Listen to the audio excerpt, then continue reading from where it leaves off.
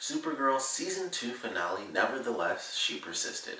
Really good finale episode. I think we got a lot of great stuff. I thought the action was really well done. We get to see Kara versus, you know, uh, Clark. All I could think of was Mon-El for some reason. That was really dumb. That was weird. But Kara versus Clark. So we got to see Superman versus Supergirl. We got to see Superman teaming up with Martian Manhunter. After they broke off, we got to see Jean actually team up with McGann as well as other White Martians after she came back from Mars with some other characters. We got like just a bunch of random, Daxamites getting beat up and stuff like that, which was just entertaining to watch. And of course, we got Rhea versus Kara, which was a really great moment in the episode as well. And I like the way that they did that because I thought that was going to be kind of like the big thing. I wasn't surprised, of course, it starts with Kara versus her cousin, and they did some really interesting stuff there. The main thing that they did that caught my interest is the fact that they have they kind of officially make it where Zod exists within this universe, and he's not dead. I would assume he's in the Phantom Zone at this point, but they have an actor for him and everything. I don't know what that means for the future, but the fact that they chose to do that said something to me, because I was like, okay, that's very interesting. I was like, I doubt they're going to have Doomsday, because that's what I was thinking when she was like, you look like his worst enemy. I was like, well, it can't be Doomsday. That would be a pretty big deal, but Zod makes a lot more sense. So I really enjoyed that, even though it might not exactly mean much of anything. They still had a character. They had a person actually playing the character of Zod for like, a couple of random little sequences. So that was really cool. They're flying all over the place, crashing through buildings.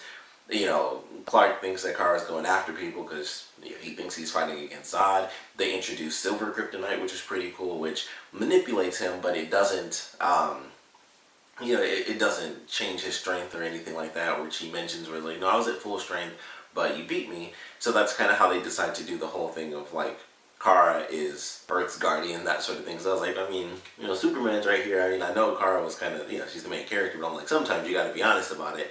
And I was like, okay.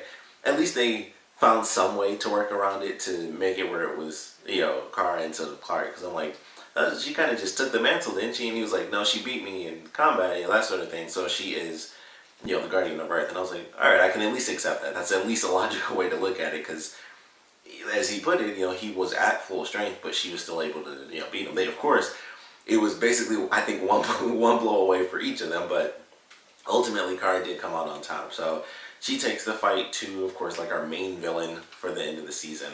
And I like the way they did it. It starts off simple, where it's like, all right, well, what are we going to do here? We have all these people being attacked. We have to figure out how to get the Daxamites away from the city and off of Earth in general. And so we, of course, have Lena teaming up with her mother, where it's like, here's a device that we can alter to, instead of get rid of Kryptonians, it'll get rid of Daxamites. And, of course, that would mean that Mon-El has to leave as well, because the atmosphere would be lead line, just a very small amount, just enough to hurt the Daxamites, but it would be fine for everyone is human. So I was like, all right, that is a very interesting concept. That also leads to certain elements as far as messing with Kryptonians, because they can't see through lead. So I was like, if the entire atmosphere is laced in lead, and of course it's like literally everywhere, like it's being breathed in by everyone, does that mean that X-ray vision doesn't work? I was going into like some super nerd stuff when they said that, because I was like, that would affect their X-ray vision and stuff like that. It was just something that popped into my head.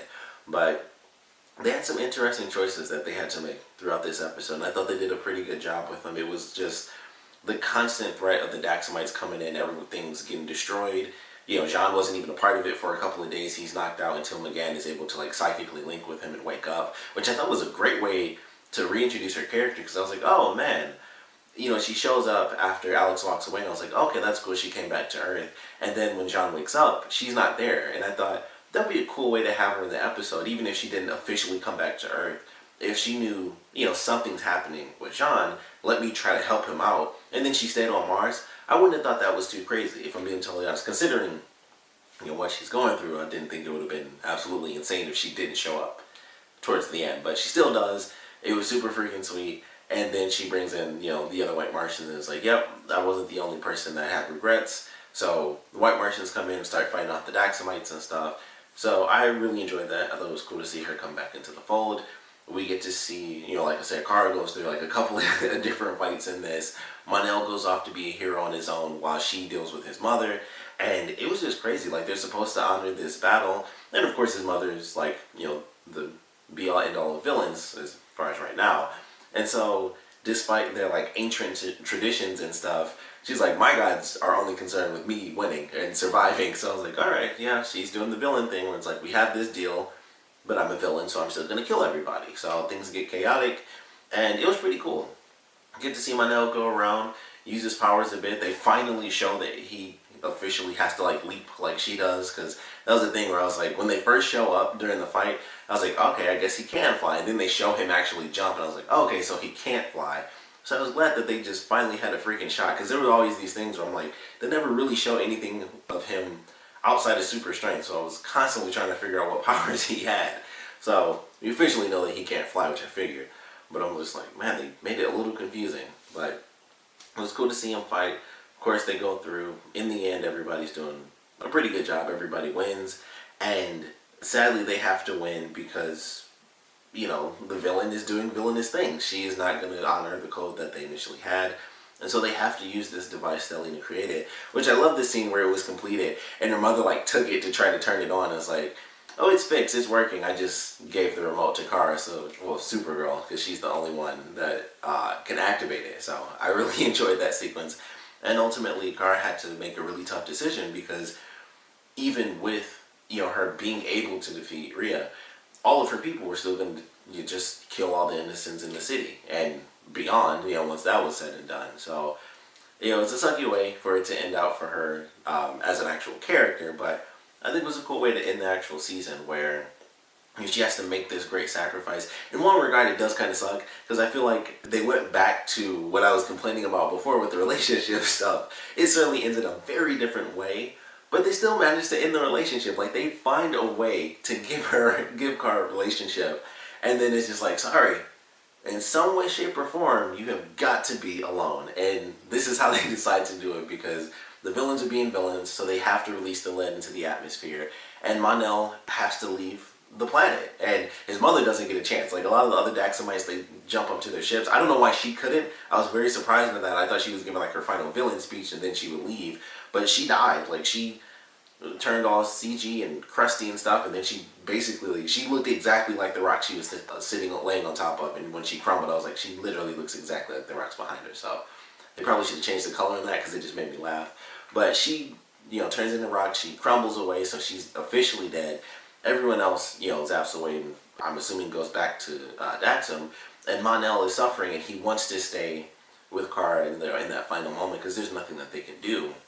But fortunately, they're able to get him onto a ship, send him off into space. Kara professes her love to him, which makes it even sadder, because it's like she finally says it as he, you know, once again, they find their ultimate way to break her up from whoever she's with, whether it makes sense or not. And at least this time, like I said, I think that's the main thing.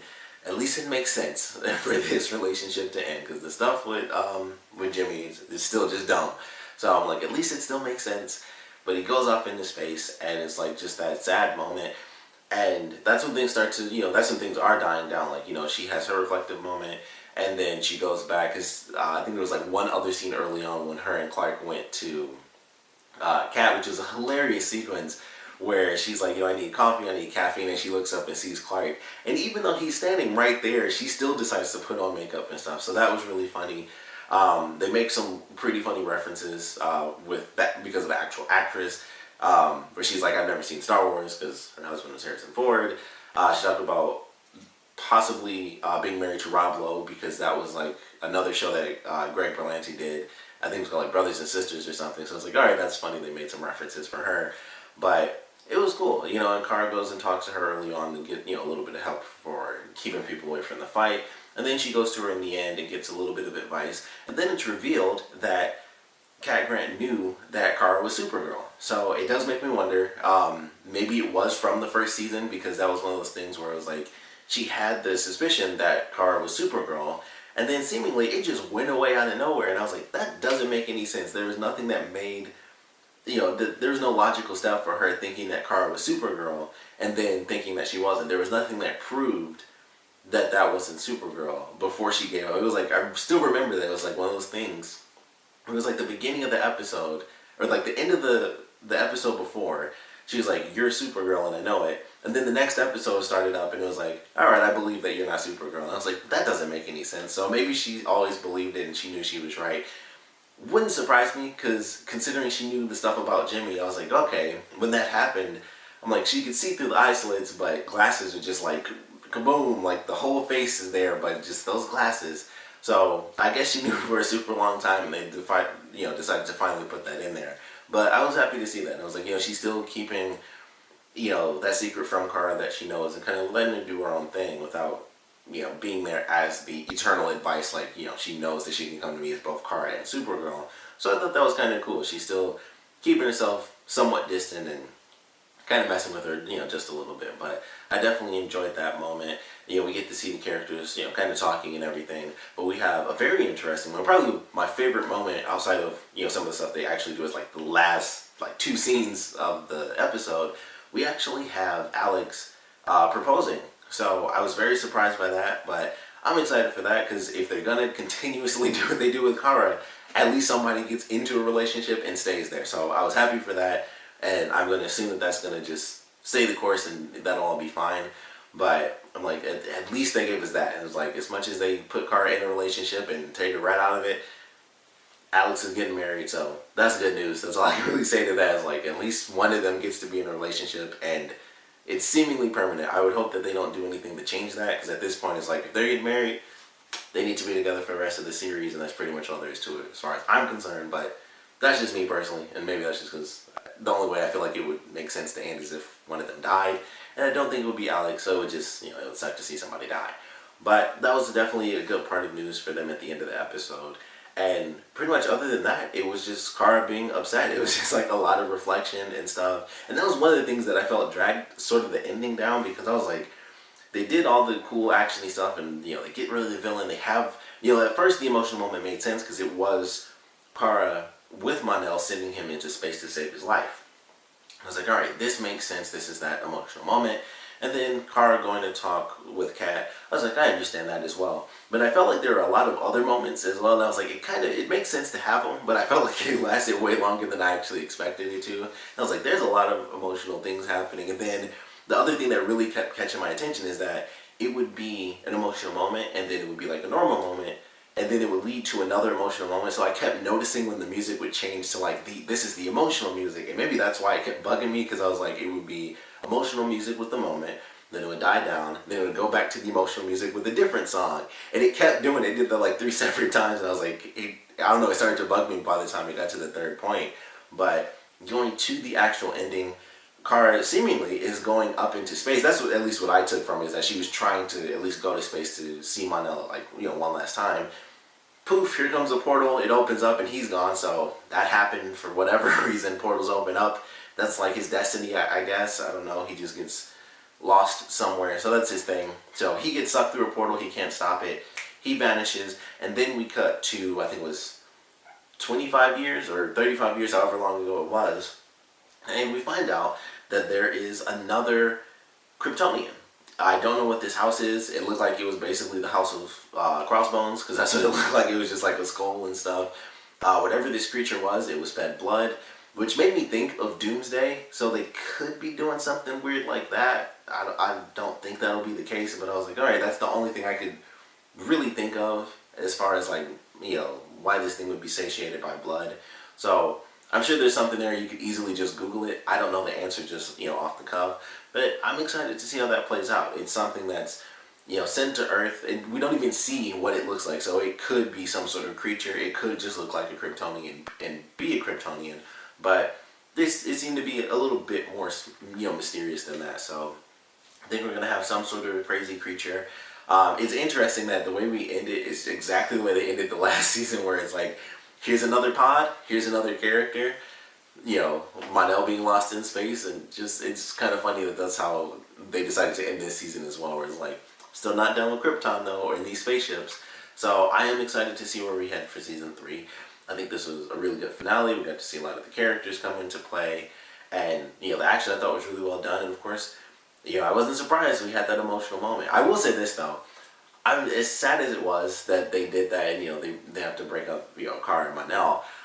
After this week, the past 2 weeks of everything I've been watching, not just counting the CW shows, or mostly the CW shows, but not just counting the comic book stuff, like, 98% of the stuff I've been watching in the past couple of weeks, whether it's going into the finale or it was the finale, I've seen like, I think 6 characters die in like the past 2 weeks on all my different shows. So I'm like, at least he didn't die, because I was like, they are literally adding another ticker to like a dead character that I'm watching on my TV show. So him being like lost in space, I am totally fine with that, because I was like, at least it's not another dead character that I have to be like, that's just depressing. Like these last couple of weeks, just a bunch of characters constantly dying for me, and I'm like, Jesus, I'm so tired of that happening. So I was really glad, because at first I was like, they aren't gonna have any way to save him. It's just gonna be that super sad moment where he's like, it's okay, it's gonna be fine, and then he dies in front of her.